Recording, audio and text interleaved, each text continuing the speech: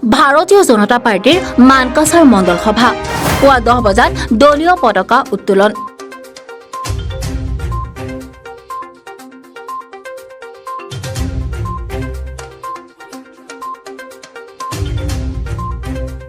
BJP দলৰ ৰাজ্যিক সভাপতি আৰু দক্ষিণ শালমৰা মানকাছাৰ জিলাৰ জিলা সভাপতিৰ নিৰ্দেশ মৰ্মে দক্ষিণ শালমৰা মানকাছাৰ জিলাৰ ভাৰতীয় জনতা পাৰ্টিৰ মানকাছাৰ মণ্ডল কাৰ্যনিৰ্বাহক সভা আজি মানকাছাৰৰ কালুখাটস্থিত মণ্ডল বিজেপি কাৰ্যালয়ত অনুষ্ঠিত হয়।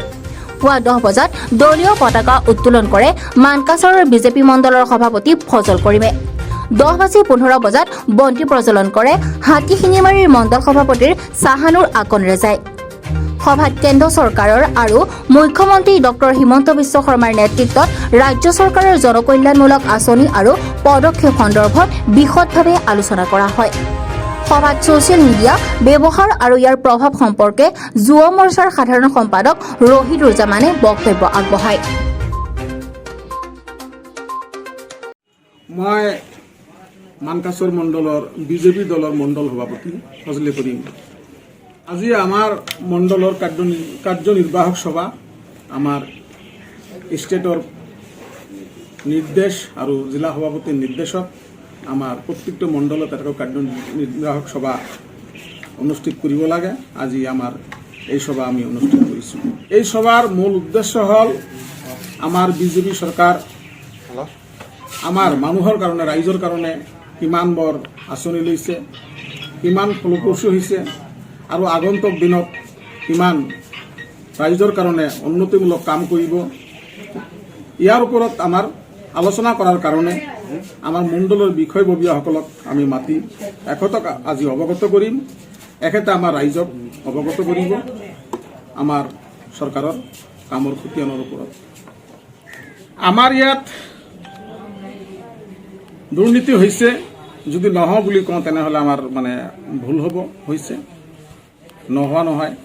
আমাৰ ইয়াত আমি দুখিত এটা কথাত, আমাৰ ইলেক্টেড প্ৰতিনিধি নাই, আমাৰ MP নাই, আমাৰ MLA নাই, আমাৰ জিলা পৰিষদ নাই, আমাৰ বিজেপি দলৰ একেবাৰে নগণ্য সংখ্যক আমাৰ GPৰ কৰ্মকৰ্তা আছে।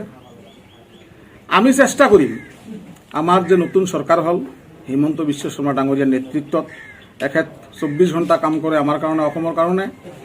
আমি এখেতৰ নেতৃত্বত আমাৰ যিবোৰ বিষয়ববীয়া আমাৰ বিজেপি দলৰ আছে, আমি চেষ্টা কৰিম ইতিমধ্যে যি হৈছে আমাৰ চিফ মিনিষ্টাৰৰ ফালৰ পৰা আমাৰ নিৰ্দেশ আহিছে, আমালোকে দুৰ্নীতি যিমান হৈছে ইতিমধ্যে এইবিলাকো আমি খতিয়ান বাহিৰ কৰাৰ চেষ্টা কৰিম আৰু আগন্তুক দিনত যাতে আমাৰ নহয়, আমি ঠিক তেনেকৈ আমাৰ দলৰ ফালৰ পৰা আমাৰ কৰ্মীসকলে তেনেকৈ চেষ্টা কৰি যাব। যিমানবোৰ আঁচনি ইতিমধ্যে দিছে, বিশেষকৈ আমাৰ মাইনৰিটি অঞ্চলৰ কাৰণে যিমান আঁচনি দিছে, মাইনৰিটি অঞ্চলৰ কাৰণে এক্সেছ অনেক আঁচনি দিছে আমাৰ। ইয়াৰ উপৰিও মণ্ডলৰ সাংগঠনিক দিশ, আগন্তুক দলীয় কাৰ্যসূচী সন্দৰ্ভতো সভাত আলোচনা কৰা হয়। সভাখনত দক্ষিণ শালমৰা জিলাৰ কিষাণ মৰ্চাৰ সভাপতি আবুল হুছেইন, জিলাখনৰ OBCৰ মণ্ডল সভাপতি অশোক পাল, ৰাজ্যিক কাৰ্যবাহী সদস্য অজয় পাল, মণ্ডল প্ৰভাৰী বিজেপি দলৰ সক্ৰিয় কৰ্মী ৰফিউল হক, দুলু মিয়া, বিভিন্ন বুথৰ সদস্যা উক্ত সভাত উপস্থিত থাকে। মণ্ডল সভাপতি ফজল কৰিমে সাৰুৱা তথা গঠনমূলক বক্তৃতাৰে সভা সমাপ্ত কৰে। পিছত মানকাছাৰৰ মণ্ডল সভাপতিৰ ফজল কৰিম, হাতীশিঙিমাৰীৰ মণ্ডল সভাপতি চাহানুৰ আকন ৰেজা আৰু ৰাজ্যৰ কাৰ্যবাহী সদস্য অজয় পালে সাংবাদিকৰ আগত তেওঁলোকৰ মন্তব্য আগবঢ়ায়।